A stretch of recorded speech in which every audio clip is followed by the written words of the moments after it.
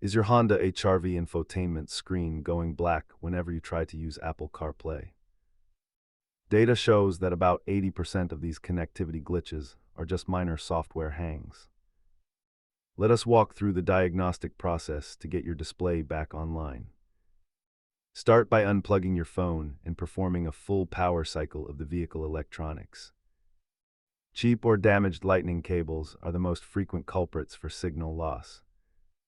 If the hardware is fine, check your iPhone settings and ensure your iOS version is fully updated. Most fixes are easy, but if the issue persists after these steps, it might be a firmware bug requiring a dealer visit.